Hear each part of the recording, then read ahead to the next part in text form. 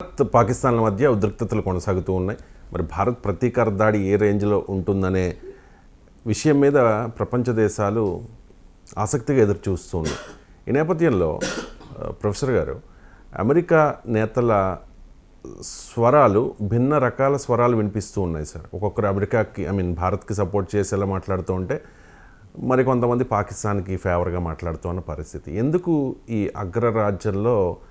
అగ్రరాజ్య నేతలు మాటల్లో ఈ తేడా ఎందుకు సార్? అంటే అది వాస్తవంగా మీరు అన్నట్లు భారత్కు ఫేవర్గా పాకిస్తాన్ ఫేవర్గా మాట్లాడలేదు ఎవరు. పాకిస్తాన్ ఫేవర్గా ఒక్కరు కూడా మాట్లాడలేదు. Let us be very honest. So వాళ్ళు మాట్లాడిన దాంట్లో మీకు భారత్కు ఫేవర్గా కూడా ఎవరు మాట్లాడలేదు. ఒక్క తులసి గబాడ్ మాత్రం కాస్త ఇండియన్ స్టాండ్ పాయింట్ను సమర్థించింది. పాకిస్తాన్ స్టాండ్ పాయింట్ ఎవరు సమర్థించలేదు.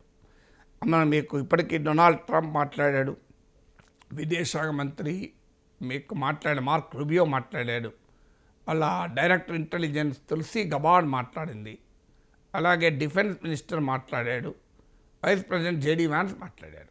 వీళ్ళందరి స్టేట్మెంట్లు చూస్తే ఒకటి తీవ్రవాద ఘటనను ఖండించారు. దీంట్లో ఏముంది, ఎవరైనా ఖండిస్తారు. సో తాలిబానే ఖండించాక ఎవరు ఖండించారు చెప్పండి నాకు. ఆ మాటకంటే పాకిస్తాన్ కూడా ఖండిస్తుంది. ఖండించడానికి ఏముంది? అందువల్ల ఈ తీవ్రవాద ఘటన ఖండించింది అక్కడ వరకు ఓకే. నెక్స్ట్ ఏంటి, తీవ్రవాద ఘటన ఖండిస్తారు, ఆ చర్య కారకుడైన వాడిని ఖండించరు. ఇదెక్కడ న్యాయమండి? తీవ్రవాద ఘటన ఖండిస్తారు కానీ ఆ చర్య కారకుడైన వాడిని మాత్రం ఖండించం. సో మీరు ఇప్పుడు కోర్టులో విచారణ జరిగింది అనుకోండి, హత్య జరిగితే హత్యను మాత్రం నేరమని ప్రకటిస్తారు. హత్య ఎవరు చేస్తారో వాడిని శిక్ష చేయడం అనుకోండి, అది కోర్టు అవుతుందా? సో హత్యను ఖండిస్తున్నామని కోర్టు స్టేట్మెంట్ ఇచ్చి జడ్జిమెంట్ ఇచ్చి పంపించింది అనుకోండి, ఈ హత్యను కోర్టు తీవ్రంగా తప్పుపడుతుంది, జీవించే హక్కు రాజ్యాంగం కల్పించిన హక్కు, ఇలా ఎవరూ హత్యలు చేయకూడదు, అయిపోయిన తీర్పు. ఇట్లుంటుందా తీర్పు ఎక్కడన్నా? ఇదంటూ ఈ హత్య పలానోడు చేశాడు కనుక వీనికి జావజ్జీవ ఖైలు లేనవాడికి గురి శిక్ష అని చెప్తుందా చెప్పదా? అమెరికా వైఖరి ఎట్లుందంటే ఇక్కడ వరకు క్లోజ్. తీవ్రవాద ఘటన ఖండిస్తున్నాం, అది ఎవరు చేశారో మాకు తెలియదు, దానికి ఎవడు బాధ్యత మేము చెప్పాం. ఇది వైఖరి. సో ఇక ఈ వైఖరిలో భాగంగా పాకిస్తాన్కు ఉచిత సలహా, మీరు సహకరించండి, ఈ విచారణతో సహకరించండి పాకిస్తాన్కు అమెరికా నేతల పిలుపు. సహకరించలేదండి, వాడు చేసినోడు వాడే అయితే సహకరిస్తాడా? ఇప్పుడు మన ఇంట్లో దొంగతనం జరిగింది. సో దొంగ దొరికాడు. కోర్టు ముందు దొంగకు జడ్జి, నీవు వెళ్ళి ఎవరింట్లోనైతే దొంగతనం చేశావో వారికి తిరిగి సహకరించు, ఆ బోళ్ళు ఆ వస్తువులని చిందరవందరగా అప్పటిని పెట్టిరా అంటాడా ఎవడన్నా? నాకు అర్థం కాని అంశం. అలా పాకిస్తాన్ భారతదేశంలో తీవ్రవాద దాడులు జరిపితే సహకరించడేంటి? విచారణకు ఎట్లా సహకరిస్తాడు? దొంగ విచారణ సహకరిస్తాడా? హత్య చేసిన వాడు విచారణకు సహకరిస్తాడా ఎక్కడైనా? ఈ కామన్ సెన్స్ అమెరికాకి ఎందుకు ఉండదు? హత్య చేసిన వాడు విచారణకు సహకరించండి కోర్టు చెప్తే సహకరిస్తాడా? వాడు చేసింది హత్య వాడెందుకు సహకరిస్తాడు? దొంగతనం చేసినాడు, నీవు దొంగతనం చేసావు కదా, అందుకే నీవు కేసు విచారణలో సహకరించు అంటే వాడు వచ్చి అవును నేనే దొంగతనం చేసిన అని చెప్తాడా ఎవడన్నా? అసలు పాకిస్తాన్ సహకరించిన నాకు అర్థం కాని అంశం. వాడే చేయించినోడు ఎందుకు సహకరిస్తాడు? సహకరించే గుణం ఎందుకు చేస్తాడు? ఎవరిని తనను తాను శిక్షించుకోవడానికి సహకరిస్తాడా? ఈ కామన్ సెన్స్ ఉంటలేదు. చూడండి మీరు అమెరికా వైఖరి సహకరించండి అని. ఇక ఇండియాకి ఏంటి, దీన్ని టెన్షన్ తగ్గించండి, ఉద్రిక్తతలు పెంచకుండా జాగ్రత్త పడండి, భారత్ పాకులకు అమెరికా సూచన. కరెక్టే. ఇది అసలు ఉద్రిక్తత ఎందుకు వచ్చింది? What is the reason for that ఉద్రిక్తతకు? ఆ ఉద్రిక్తతలు ఎవరు పెంచుతున్నారు? నిజంగానే పహల్గాం దాడి జరగకపోతే ఇవాళ భారతదేశం దాడికి సిద్ధమయ్యేదా? ఉద్రిక్తతలు పెంచింది పాకిస్తాన్, అనుభవిస్తుంది భారతదేశం. ఈ రెండింటినీ కలిపి మీరు ఉద్రిక్తతలు పెంచకండి అంటారు. ఉద్రిక్తతలు పెంచకండి అని భారత్కు సలహా ఇస్తున్న అమెరికా తీవ్రవాదాన్ని ఎగుమతి చేయండి అని పాకిస్తాన్కి ఎందుకు సలహా ఇవ్వదు? ఈ ప్రశ్నకు ఆన్సర్ ఉండాలి కదా. ఈ ఊగిసలాంటి ఇక డొనాల్డ్ ట్రంప్ అయితే ఆయనకు చరిత్ర తెలియదు, జాగ్రఫీ తెలియదు, కామన్ సెన్స్ అంతకంటే లేదు. ఏమంటాడు, భారత్ పాక్ల మధ్య ఈ కశ్మీర్ అనేది 1500 ఏళ్ళుగా సరిహద్దు సమస్య అట. ఒక president of the United states ఈ ఎగ్జామ్ మన గ్రూప్ 1 ఎగ్జామ్లో ఈ క్వశ్చన్ అడిగితే డొనాల్డ్ ట్రంప్ లాగా రాస్తే సీట్ క్వాలిఫై కూడా కాడు. 1500 years of dispute between India and Pakistan వాళ్ళ బార్డర్ అట. పాకిస్తాన్ ఎప్పుడు ఏర్పడింది? 1947 కదా. 1500 ఏళ్ళ చరిత్ర వివాదం ఎందుకు ఉంటుంది పాకిస్తాన్తో నాకు? ఈ కామన్ సెన్స్ కూడా లేదు డొనాల్డ్ ట్రంప్. విచిత్రం ఏంటంటే ఇక వాళ్ళ సౌత్ ఏషియా పట్ల అమెరికా ప్రెసిడెంట్కి ఎంత అవగాహన ఉంటుంది అనేది దీన్ని బట్టి అర్థమవుతుంది కదా. మరి ఈ ఊగిసలాటకు నిజంగానే అవసరమా? ఏమంటారు Donald Trump? India is my friend, Pakistan is my friend అట. Can you have both the murderer and murder victim be your friends? హత్య చేసిన వాడు నా స్నేహితుడు, హత్య గురైన వాడు నా స్నేహితుడు అంటే ఏమైనా అర్థం ఉందా దాంట్లో? నీ స్నేహితుడు హత్యకు గురైన వాడు నీ స్నేహితుడైతే హత్య చేసిన వాడి మీద కోపం ఉండాలా లేదా? హత్య చేసిన వాడు నీ స్నేహితుడైతే నీకు హత్యకు గురైన వాడికి నీకు స్నేహితుడిగా ఉండే అర్హత నీకుందా? ఇక్కడ 27 మంది ప్రాణాలు కోల్పోయిన భారత్కు నువ్వు స్నేహితుడు అట, 27 మంది ప్రాణాలు తీసిన పాకిస్తాన్లో నీకు ఫ్రెండ్ అయ్యట. మరి నువ్వు మాకేం ఫ్రెండ్ ఎట్లయితే రిలేబుల్గా అంటున్నా నేను.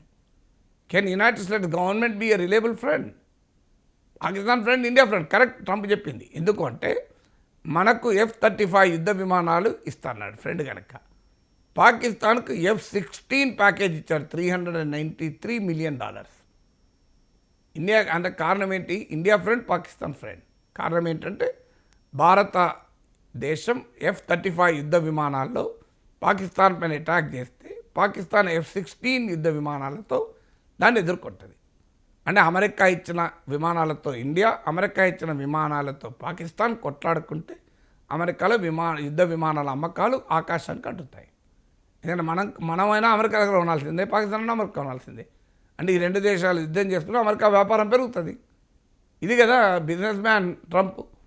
సో అందువల్ల India friend, America Pakistan friend, ఇద్దరు ఫ్రెండ్స్ ఉండే అవకాశమే లేదు.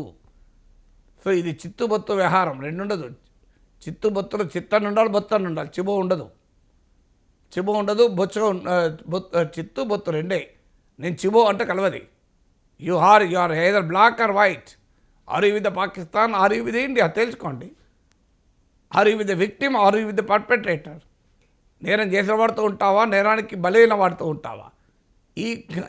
ఎందుకు మరి 2021 వరకు కనీసం ఆఫ్ఘనిస్తాన్లో అమెరికాకు ఇంట్రెస్ట్ ఉండే, అమెరికా అనుకూల ప్రభుత్వం ఉండే.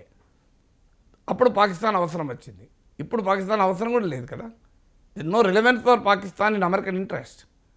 అమెరికాకు వ్యతిరేకంగా చైనా పనిచేస్తుంటే చైనాతో పాకిస్తాన్ మద్దతు ఇస్తుంది. చైనాకు, రష్యాకు మద్దతు ఇస్తుంది.